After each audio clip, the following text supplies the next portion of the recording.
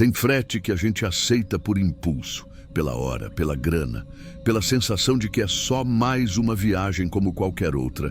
Mas às vezes não é. E o pior, eu sabia. Desde o começo eu sabia. Naquela noite eu não estava nem de serviço. Tinha acabado de entregar uma carga de defensivo agrícola em Sorriso, já estava de banho tomado, roupa limpa e ia dormir na cabine mesmo, num pátio que tem ali perto da rotatória da BR-163. Quando esse homem apareceu, disse que tinha pegado meu contato com um conhecido. Um cara que eu não via há quase 2 anos. Primeiro, sinal errado. Segundo, ele não perguntou se eu estava disponível. Só disse que era para hoje, entre 2 e 4 da manhã sem atraso. E que precisava ser eu, porque já tinham falado que eu era de confiança. A voz dele me incomodou. Parecia calma demais, firme, seca. E o jeito que ele falava, precisa ser você. Dava a impressão de que aquilo não era uma sugestão, mas era só levar uma caixa de Sinop até um galpão na região de Alta Floresta. Eu perguntei o que tinha na caixa. Ele falou só isso. Não precisa abrir, é lacrada. Vai estar com o nome do cliente na fita. É só entregar. E precisa ser entre 2 e 4. E antes que eu falasse mais alguma coisa, ele mandou a localização por mensagem. Um ponto sem nome, no meio da zona rural. Fim de estrada de terra. Eu aceitei. Por quê? Porque eu sou besta. Porque a grana era boa. E porque na hora eu só pensei, é Mato Grosso, já rodei em lugar pior. Mas não era o lugar que estava errado, era o tipo de entrega. Quando cheguei no endereço que ele passou para pegar a caixa, não era empresa, não era galpão, não era armazém. Era um estacionamento de posto, daqueles de beira de estrada. A caixa já estava lá, em cima de um carrinho, envolta num plástico preto com fita industrial marrom por cima, formando um X. Não tinha remetente, não tinha selo, nada, só a fita. E nela, escrito com marcador grosso: entrega, cliente 03, cliente 3. Quem era o 1 e o 2? A caixa era pesada. Eu tive que usar um carrinho de carga para pôr ela na parte traseira do caminhão. E antes de partir, fui olhar uma última vez se não tinha nada estranho nela. Não tinha. Só era muito bem lacrada. Como se fosse feita para não abrir nunca. A estrada até Alta Floresta é longa, mas à noite é mais vazia. Peguei a rota indicada, saí da rodovia principal e entrei na vicinal de terra pouco depois da meia-noite. O GPS seguia normal, só que começou a travar assim que entrei no trecho de mata. Não caiu o sinal. Ele só travava em 3%, depois 9% e ficava girando. Quando olhei no espelho retrovisor, parecia que a estrada atrás já estava escura demais. Sem lua, sem casa, sem poste. Eu devia ter parado. Devia ter voltado, mas continuei, porque o ponto do mapa já estava a menos de 2 quilômetros. Cheguei às 2h13. O local era como na imagem de satélite, um galpão sem placa, sem cerca, sem nada. Só a estrutura ali, no meio de um campo ralo, com um canavial mais ao fundo. E tudo quieto, quieto demais. Parecia que o tempo parava ali. Não tinha barulho de bicho, de vento, nada. Só eu respirando. Buzinei 1, 2 vezes. Ninguém saiu. Desliguei o farol. Abri a porta e desci. A caixa estava comigo ainda presa. Pensei, vou bater na porta, perguntar pelo tal cliente e ir embora logo. Foi aí que vi. A porta lateral do galpão estava entreaberta. Uma fresta só. Mas era o suficiente para mostrar que tinha luz dentro. Uma luz fraca, meio amarelada, tipo de vela. E um cheiro. Um cheiro que eu não conhecia direito na época, mas hoje sei bem o que era. Álcool com parafina derretida. Um cheiro seco, doce e ao mesmo tempo enjoado.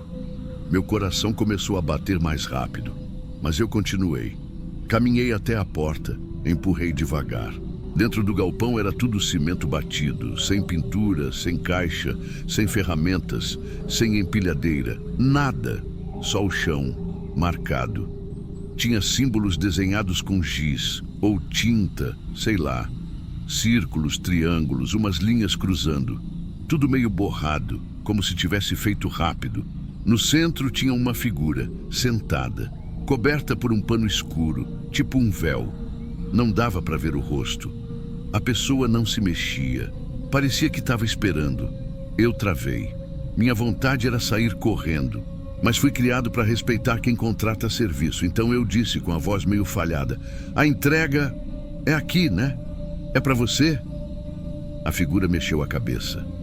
Não foi um sim, nem um não. Ela levantou o queixo bem devagar, como se só quisesse mostrar que me viu. E aquilo foi o suficiente para eu recuar 2 passos. Meus olhos marejaram na hora. Tinha algo muito errado naquela imagem. Não era a figura em si. Era o silêncio dela. O jeito que ela estava ali, parada, como se me esperasse havia dias. Voltei rápido para o caminhão. Minha mão tremia tanto que quase derrubei a chave no chão. Liguei o motor, engatei ré, depois primeira, depois acelerei sem olhar para trás. Mas antes de sair dali, olhei de novo pelo espelho. A porta do galpão ainda estava aberta. A figura ainda estava lá, mas agora, de pé, olhando para mim. E foi quando vi. Tinha uma fita pendurada no braço dela. Uma fita igual a que lacrava a caixa. Aquilo me fez suar frio. Mas o que veio depois não tem explicação.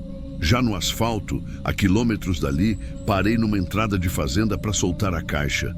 Não queria levar mais nada daquela entrega comigo. Quando puxei a fita para cortar, vi. O nome na etiqueta não era mais Cliente 03. Era o meu nome, completo, letra por letra. E a tinta era fresca, estava molhada. Quando eu vi meu nome ali naquela caixa, eu congelei. Eu congelei mesmo. Não tem como explicar direito o que aquilo fez comigo. É como se aquela entrega nunca tivesse sido para outro. Nunca foi para Cliente 03. Sempre foi para mim. E eu só fui obedecendo. Eu não abri. Não quis saber o que tinha dentro. Porque parte de mim sentia que, se eu abrisse, alguma coisa ia sair dali. Ou ia acontecer. Ou ia entrar em mim, sei lá. E pior, eu não ia conseguir fechar de novo. Deixei ela encostada ali mesmo, na beira da cerca de arame. Tirei umas fotos com o celular, da etiqueta, da caixa. Não postei, não mandei para ninguém. Só tirei. E fui embora. Tentei dormir no posto mais próximo, mas não deu. Passei a madrugada dentro da cabine, com os vidros fechados, olhando pelo retrovisor cada farol que aparecia na rodovia. No outro dia, logo cedo, tentei ligar para o número que o homem tinha usado para me contratar. Caiu numa gravação. Esse número não existe. Tentei responder a mensagem que ele tinha mandado no WhatsApp. Apareceu só um visto cinza, como se o número nunca tivesse sido ativado. Fui atrás do conhecido que ele disse que me indicou. A resposta que eu recebi foi: Eu nunca passei teu número para ninguém, não. Foi aí que eu comecei a sentir raiva de mim mesmo, porque desde o início alguma coisa dentro de mim dizia que era furada. E mesmo assim eu fui, eu levei, eu cumpri o horário certinho. Na outra semana, me peguei abrindo o álbum do celular. Fui olhar as fotos da caixa para tentar entender se eu tinha lido certo mesmo, se era meu nome, se a fita estava daquele jeito mesmo. Mas as fotos sumiram. As fotos que eu tinha tirado não estavam mais lá. Tinha espaço, tinha data, mas não tinha imagem. E aí, Bruno, eu cedi. Chamei um colega que roda pela região de Alta Floresta, um cara de confiança. E falei para ele que queria voltar lá comigo. Não falei o motivo, só disse que queria mostrar um lugar. A gente saiu no meio da manhã. Fui guiando por memória, porque o GPS não salvou aquele ponto. Era como se a localização tivesse desaparecido do histórico também. Mas eu lembrava da sequência das entradas, das curvas na estrada de terra, do canavial ao fundo. Demorou, mas eu achei. Ou achei onde devia estar. Porque o galpão não estava mais lá. Era o mesmo terreno, isso eu garanto. A estrada fazia a mesma curva, a vegetação era a mesma, o canavial ainda estava ali. Mas no lugar onde ficava o galpão, Não tinha nada. Só terra batida, uma faixa escura no chão, como se tivesse tido fogo ali dias antes. E no meio da terra, umas pedras em círculo, umas maiores que outras, e uma delas rachada no meio. Meu colega olhou para mim e perguntou o que a gente estava procurando. Eu falei que achava que era ali que alguém me fez de besta, mas no fundo eu sabia que não era só isso. Nos dias seguintes, comecei a ter dificuldade para dormir. Toda vez que encostava a cabeça, minha mente voltava para o cheiro daquele galpão, para a luz fraca, para a figura com o véu, para o nome na caixa. E tinha um detalhe que eu não contei ainda. No braço da figura, além da fita, tinha uma pulseira preta, daquelas que parecem mais elástico, que a gente ganha em evento de firma ou entrega de uniforme. E eu tenho uma igual. Eu ganhei num serviço de carga em 2021, em uma empresa de fertilizante. Estava no bolso da minha calça naquele dia. Quando fui lavar a calça no outro fim de semana, a pulseira tinha sumido. Você entendeu? Ou ela pegou de mim, ou ela era eu. Ou então, era para ser. Nunca mais falei desse frete com ninguém, até agora. Porque de vez em quando tô sozinho na estrada, eu sinto como se tivesse deixado parte de mim naquele lugar. Ou pior, como se eu tivesse sido trocado. Porque desde aquele dia eu não me reconheço 100% mais. Meus hábitos mudaram, meu jeito de dormir, de reagir às coisas. Eu até falo diferente em algumas horas. E a verdade é que tem dias que eu acordo mais cedo do que devia. Sem despertador, sem barulho, sem nada. E quando eu acordo assim, sabe o que eu vejo? Uma fita marrom em cima da cômoda. Mesma fita, mesmo corte em X. Só a etiqueta que está virada para o lado contrário. Ainda não criei coragem de olhar o que está escrito, mas se um dia eu abrir, talvez quem fique aqui não seja mais eu. Eu não sei o que eu levei naquela caixa, mas tenho quase certeza que o conteúdo real era eu mesmo. E se eu tivesse aberto ela naquela noite, dentro do galpão, talvez quem tivesse vindo embora, dirigindo aquele caminhão, não fosse mais eu. Se essa história te deixou com aquele arrepio que não passa, se você terminou o vídeo em silêncio, só olhando para o nada, então você está no lugar certo. Aqui no Diário de Terror, toda semana tem relato novo, contado por quem viveu e nunca mais esqueceu. Então se inscreve no canal, ativa o sininho e prepara o psicológico. Porque o que vem por aqui não é para qualquer um.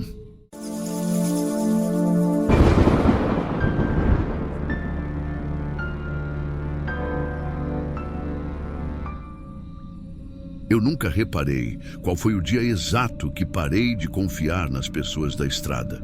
Só sei que teve uma madrugada específica em que alguma coisa virou dentro de mim e ficou virada até hoje. Aconteceu naquele trecho da BR-116 ali, descendo a serra entre Muriaé e Leopoldina. Quem roda por lá sabe, é curva em cima de curva, e quando tem neblina, você não enxerga 2 palmos da frente do farol. E nesse dia, tinha. Muita.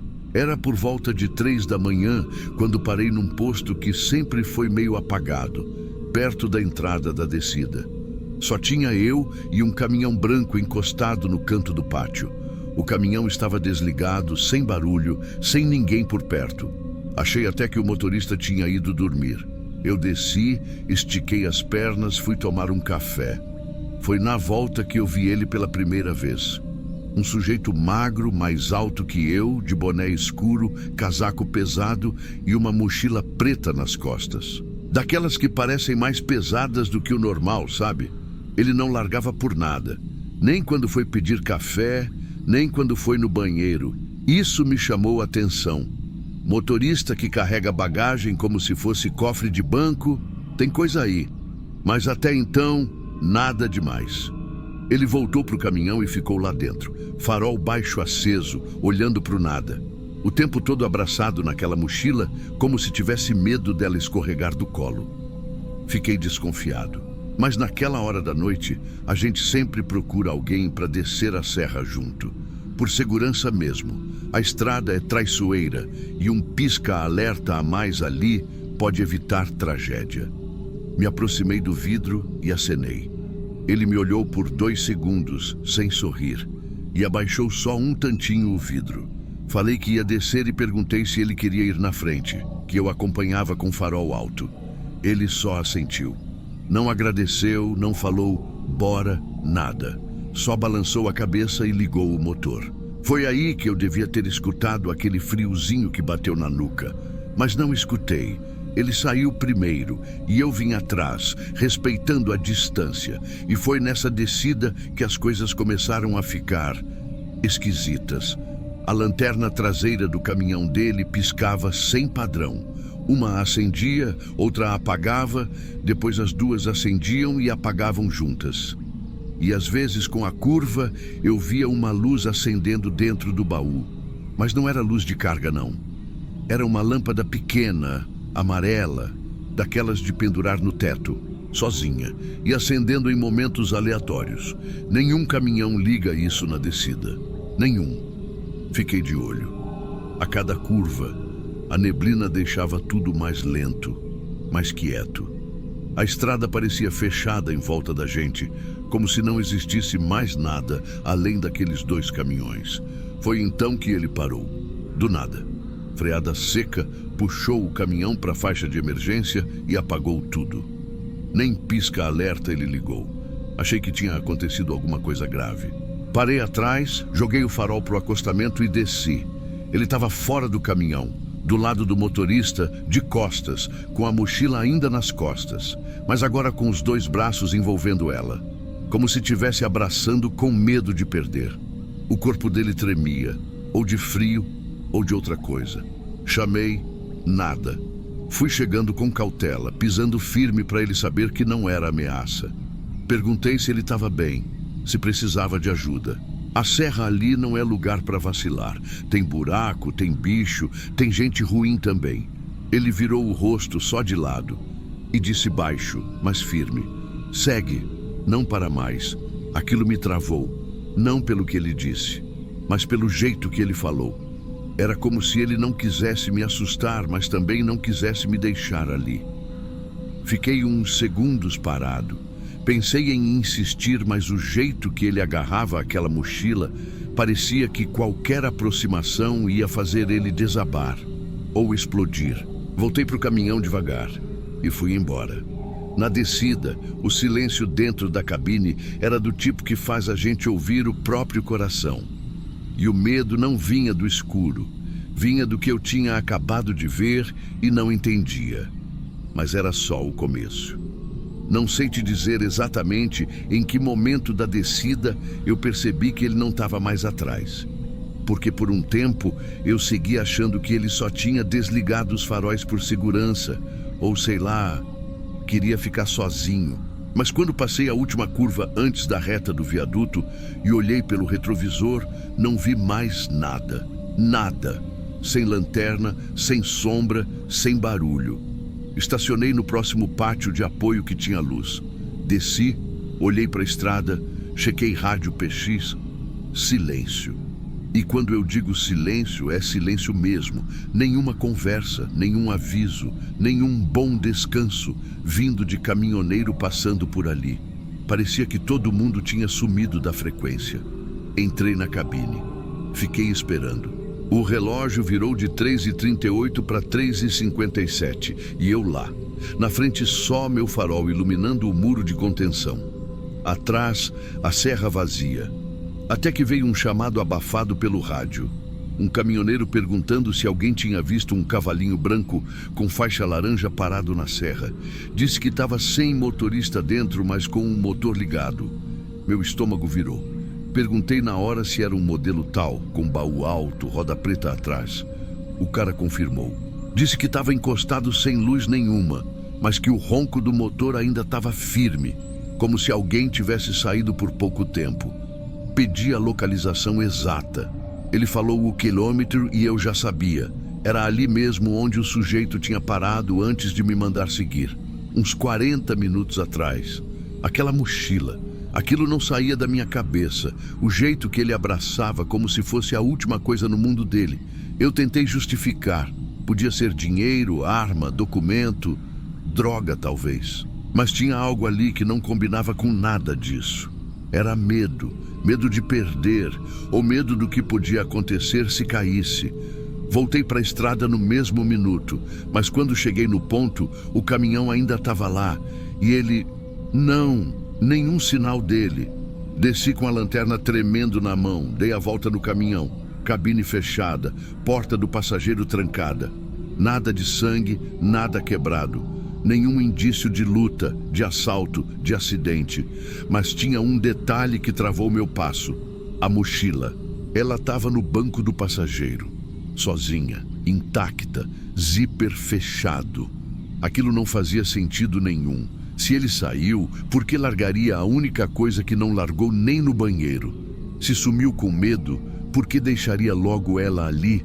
Foi quando chegou uma viatura da PRF. Me pediram para afastar, fizeram o protocolo de praxe e eu só observava de longe, no escuro, com a garganta seca. Os policiais abriram a mochila.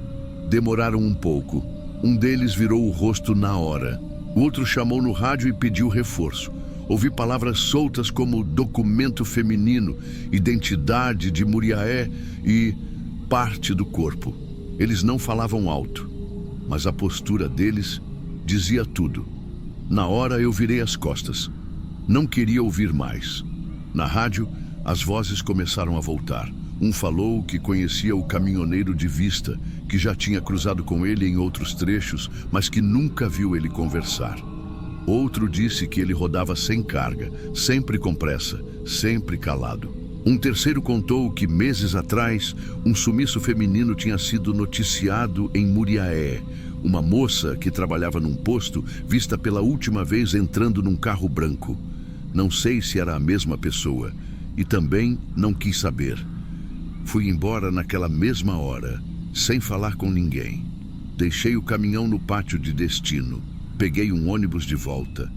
Na semana seguinte, quando fui rodar de novo, parei no mesmo posto da serra. Olhei em volta. Mesmo silêncio, mesmo cheiro de diesel no ar. E me dei conta de uma coisa. Nunca mais desci aquele trecho com alguém do lado. Nem por segurança, nem por companhia. Nunca mais. Desde aquela madrugada, estrada para mim é só estrada. Nada mais. Depois daquele dia, eu comecei a reparar mais nas coisas. Em como alguns motoristas não olham nos olhos. Em como certas bagagens são apertadas no colo, como se estivessem respirando. E em como o silêncio às vezes diz mais do que o grito. Eu nunca mais vi aquele homem. Nenhuma notícia, nenhuma prisão. Teve matéria nos jornais locais, claro, falando do caminhão abandonado, do objeto encontrado dentro da mochila, da investigação em andamento. Mas como tudo nesse país, o tempo comeu a história. Aos poucos, ninguém mais falou no assunto. Só que eu continuo falando, aqui, agora, porque tem uma coisa que eu nunca contei para ninguém e que eu mesmo tentei esquecer. Naquela noite, antes dele parar o caminhão e me mandar seguir, teve um momento em que a luz do baú dele acendeu por dentro. E por menos de 2 segundos, eu vi algo. Era uma silhueta, não era grande, mas estava de pé, imóvel, lá no fundo do baú. Quando a curva passou, a luz apagou. E eu achei que tinha imaginado. Convenci a mim mesmo que era sombra, reflexo do farol, neblina, sei lá. Mas hoje, depois de tudo, eu fico me perguntando, se ele nunca carregava carga, e se a mochila nunca saía do colo dele nem por um segundo, então o que era aquilo que estava lá dentro do baú? Às vezes eu penso que devia ter perguntado mais, que devia ter chamado ele de verdade com firmeza, que devia ter insistido para ele falar o que estava carregando. Mas no fundo, eu sei porque eu não insisti. É porque eu sabia. Lá dentro, eu já sabia. Ninguém abraça uma mochila daquele jeito se não estiver tentando conter alguma coisa de sair, ou de escapar de si mesmo, Tem gente que carrega o peso do que fez e tem gente que carrega o que ainda vai fazer. A diferença é que às vezes esse peso é tão grande que uma hora ele cai. Mesmo que a pessoa tente impedir até o último minuto. E nessa hora, não adianta mais olhar pelo retrovisor. Eu sigo rodando, mas desde aquela noite, nunca mais ofereci carona. Nunca mais combinei de descer serra com ninguém. E nunca mais confiei em quem carrega demais. Mas nunca diz o que tem dentro, porque naquela madrugada, eu não cruzei com um motorista. Eu cruzei com um fardo. Um que, por pouco, não caiu em mim também.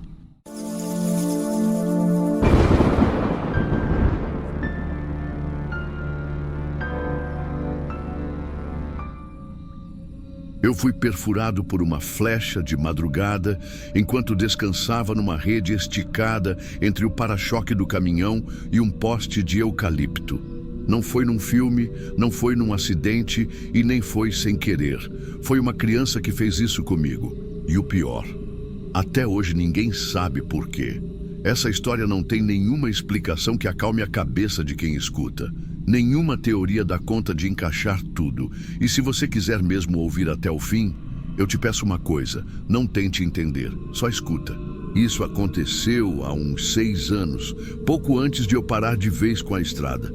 Na época, eu estava num frete para Luiz Eduardo Magalhães, mas cheguei antes do tempo e resolvi parar num ponto de apoio que a gente chamava de Sombra dos Buriti. Era uma fazenda com espaço aberto, mangueira de água limpa, 3 banheiros de alvenaria e bastante sombra para a rede. Os donos cobravam baratinho e cuidavam do lugar. Não era um posto oficial, mas vivia cheio de caminhoneiro. A gente se respeitava, cada um no seu canto. Naquele dia tinha pouca gente. Eu era o segundo a parar. Já tinha uma van estacionada debaixo de uma árvore, um pouco afastada.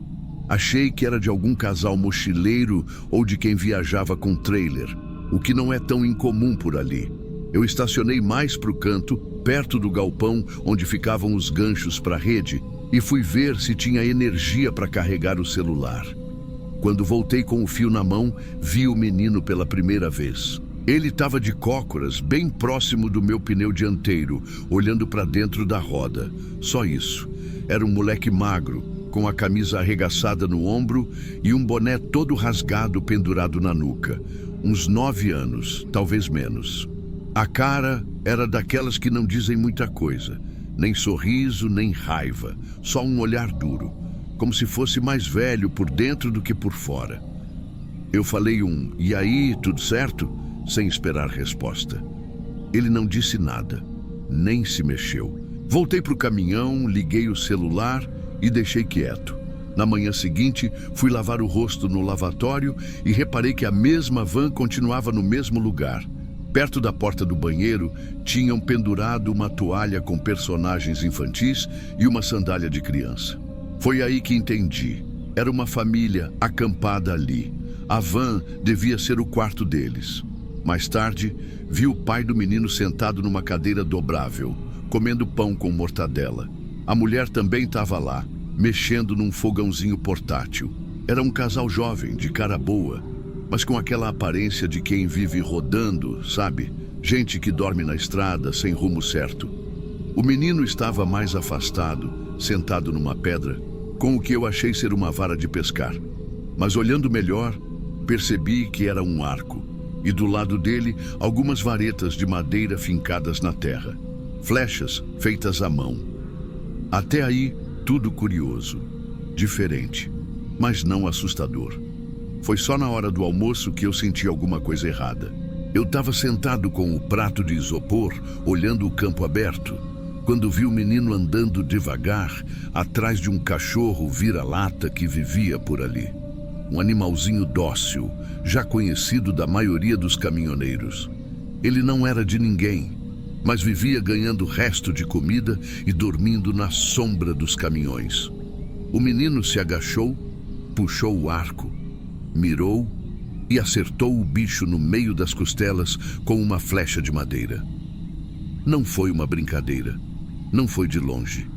Ele chegou perto e atirou com calma, O cachorro deu um grito, saiu mancando. A flecha ficou fincada. Eu levantei na hora, fui correndo para tentar ajudar o animal, mas o bicho sumiu no mato, desesperado. Nunca mais apareceu por lá. Olhei para o menino, esperando que ele pelo menos demonstrasse alguma coisa. Medo, arrependimento, nada. Ele só olhou para mim como quem diz, e daí? O pai dele viu tudo. Eu pensei que fosse tomar uma bronca, que fosse tirar o arco dele. Mas o homem só riu e disse alto, meio sem graça. É coisa de menino do mato, moço. Aqui eles crescem diferente. Eu engoli seco. Fiquei com vontade de discutir, mas deixei para lá. Fiquei inquieto o resto do dia.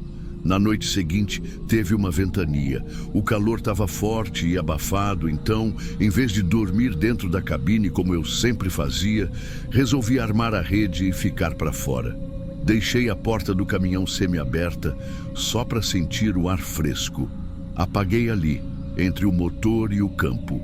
A última coisa que lembro foi o cheiro do capim úmido e o som dos grilos.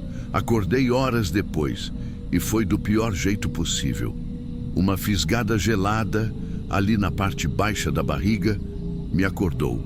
Na mesma hora, meus olhos abriram e viram o que meu corpo não conseguia entender.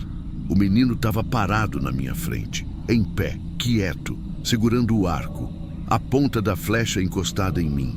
Ele estava tão perto que eu sentia o calor da mão dele. Não havia barulho, não havia expressão, não havia dúvida. A única coisa que ele tinha no rosto era uma calma que não combinava com a idade, nem com a situação. Eu tentei falar alguma coisa, um ei ou um para com isso, mas minha boca travou. Ele puxou a corda e atirou. A flecha entrou pela lateral do meu abdômen mais para baixo. Foi fundo. Na hora, meu corpo todo travou. Era como se o ar tivesse sumido. Eu senti uma pressão absurda, como se algo dentro de mim tivesse rasgado. A dor foi tão rápida quanto o escuro que veio depois. Desmaiei ali mesmo. Acordei 3 dias depois, num hospital público, com uma enfermeira me chamando pelo nome e uma dor tão funda no corpo que parecia que eu tinha atravessado uma serra inteira arrastado. Eu não conseguia respirar direito. Tinha dreno, soro, 2 cortes costurados e uma ausência total de memória entre a flechada e aquele teto branco. Meu primeiro pensamento foi, eu morri? Mas aí veio a voz dela, firme. Calma, você foi operado. Te trouxeram aqui bem a tempo. Demorou um tempo até a ficha cair, até o meu cérebro juntar os pedaços daquilo tudo. A médica veio me ver no fim do dia. Foi ela quem explicou melhor. Um caminhoneiro tinha me encontrado de manhã, desmaiado na rede, pálido e com a barriga encharcada. Ele achou que era infarto ou um ferimento por algum objeto pontudo da carga. Ligou para a emergência e me levou para a rodovia com a ajuda de outro rapaz. Só que ninguém soube dizer o que exatamente tinha me machucado. A flecha não foi encontrada. Nem o menino, nem a família. Sumiram. A van não estava mais no terreno. Os rastros na terra mostravam que eles saíram com calma durante a madrugada. Ninguém viu para onde foram. Nem as placas da van o pessoal conseguiu anotar. Era uma daquelas caseiras, montadas em cima de carro velho. Quando a polícia foi até o lugar, horas depois, já não tinha mais nada. Eu pedi para ver o homem que me socorreu. Ele me visitou no segundo dia. Era um caminhoneiro que já tinha me visto por ali antes, conhecido de rota, gente boa. Ele me contou que quando me encontrou, meu corpo estava frio e que só percebeu que eu estava vivo porque a minha mão tremia levemente. Disse também que minha rede estava torta, pendurada só num lado, como se alguém tivesse cortado ou soltado do gancho. E que no chão tinha marcas de barro fino, do tamanho de pés de criança. Eu não sabia o que dizer, nem como processar aquilo. Eu lembrava da flecha, do impacto, do olhar do menino. Mas o que vinha depois era tudo borrado. Os médicos disseram que a flecha entrou pela lateral do abdômen, atravessou o tecido, perfurou o intestino grosso e quase atingiu um vaso importante. Foi por centímetros que eu não fui embora dali mesmo. Fiquei internado por 22 dias. Operação, dreno, antibiótico. Quando finalmente fui liberado, ainda não conseguia ficar em pé direito. A fraqueza era tanta que eu parecia ter envelhecido 10 anos. Voltar para a estrada? Nem pensar. A empresa cancelou meu contrato de frete por motivo de saúde e não me chamaram mais. A polícia abriu um boletim, mas disseram que sem identidade dos pais, sem placa da van e sem flecha, não tinha o que fazer. Só restava esperar alguma denúncia, alguma pista, mas nada apareceu. Nem no jornal local, nem em rede social, nem nas rodovias próximas. Era como se aquela família tivesse evaporado. Eu cheguei a pensar que tinha imaginado tudo. Que a dor, o susto, a febre da internação tinham me feito confundir. Mas aí eu olhava para a cicatriz do lado da barriga e ela estava lá. Uma linha torta, mal feita, que dividia meu corpo como um lembrete mudo. Nos meses seguintes, tentei seguir a vida. Fui para a casa da minha irmã no interior de Goiás. Fiquei num quarto no fundo da casa, tentando me recuperar aos poucos. Andava pouco, com a ajuda de um andador, e passei a dormir cada vez menos. Qualquer barulho do lado de fora me fazia levantar em alerta. Se ouvia passo de criança correndo, meu coração disparava, e as imagens vinham, sem eu querer. O cachorro mancando, a ponta da flecha encostada na minha pele, aquele olhar sem alma, e a pergunta que me atravessa até hoje. Por quê? Por que ele fez aquilo? Eu não briguei, não gritei, não encostei nele. Eu mal falei com aquela criança. E mesmo assim, ele ficou ali, me olhando dormir, e decidiu me atingir, com frieza, com precisão, com uma intenção que eu não consigo imaginar vindo de alguém daquela idade. Minha cabeça entrou num ciclo doente. Comecei a procurar na internet qualquer coisa parecida. Casos de crianças violentas, histórias de jovens com desvios graves. Encontrei algumas coisas, sim, mas nenhuma com arco e flecha, nenhuma com esse nível de calma e nenhuma com esse sumiço completo, porque a parte mais insuportável dessa história não é a dor que eu senti, nem os meses de recuperação. É o fato de que aquela criança ainda está por aí, pode estar na beira de outra estrada, olhando outro caminhoneiro dormir, com outro arco na mão, e um motivo que ninguém sabe qual é. Às vezes eu penso, será que ele fazia isso antes? Será que eu fui o primeiro? Ou será que já teve outros que não acordaram para contar? Eu nunca mais consegui me deitar do lado de fora. Nunca mais armei uma rede na estrada. E mesmo dentro da cabine, travo tudo. Puxo o banco, fecho as portas, bloqueio a maçaneta. E fico acordado horas, olhando os retrovisores, como se em algum momento ele fosse aparecer de novo, com a mesma cara, o mesmo silêncio e a mesma flecha apontada para o meu corpo. Me perguntaram uma vez se eu já pensei em voltar lá, naquela propriedade, na sombra dos buritis, e a verdade é que eu até cheguei a pegar a rota de novo, meses depois. Foi sem querer. Eu tinha aceitado um frete leve, mais para matar a saudade do asfalto do que pelo dinheiro, e quando percebi onde ia passar, era ali, perto de Barreiras. Meu coração apertou de um jeito que parecia que o corpo lembrava antes da mente. Eu reconheci a curva do terreno, a cerca meio caída, o tronco onde armei a rede. Mas o lugar já não era mais o mesmo. O portão estava fechado com cadeado. O pasto alto. As duchas todas destruídas, os postes de rede sem fio, os lavatórios arrancados. Parecia abandonado há muito tempo. Encostei o caminhão no acostamento e fiquei ali, com a mão no volante, olhando o mato invadir o chão onde um dia tanta gente confiava para descansar. E aí eu vi, bem lá no fundo do terreno, tinha uma marca na terra batida. Um risco fino que fazia uma curva e sumia atrás de um arbusto. Não sei explicar porquê, mas tudo dentro de mim gelou. Não era pegada, não era roda. Era como se alguém tivesse arrastado algo fino no chão. Algo que risca com leveza. Como uma ponta de madeira sendo puxada. Eu dei ré e fui embora dali na hora. Nunca mais passei por perto. Nunca mais dormi na estrada. Pouco tempo depois, vendi meu caminhão. E aí minha vida entrou num modo estranho, como se nada mais fizesse sentido. Passei a viver com pouco, num cantinho simples, e fiquei meio sumido dos amigos de estrada. Quando me ligam, eu até atendo, mas minha conversa nunca dura muito. Me tornei aquele tipo de cara que escuta mais do que fala, que carrega coisa que não dá para pôr em palavra. E mesmo assim, agora estou aqui, gravando esse relato para vocês. Porque parece que esse negócio não vai embora enquanto eu não contar. Não estou esperando que alguém encontre essa criança. Não acho que vai sair no jornal.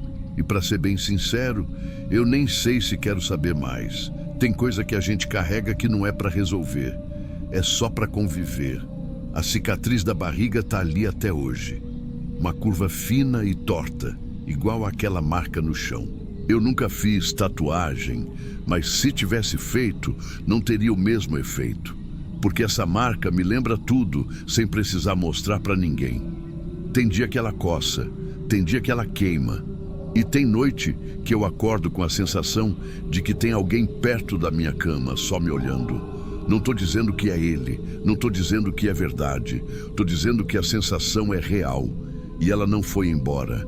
A última vez que tentei dormir com a janela aberta, o vento bateu de um jeito esquisito e a cortina formou uma sombra fina na parede.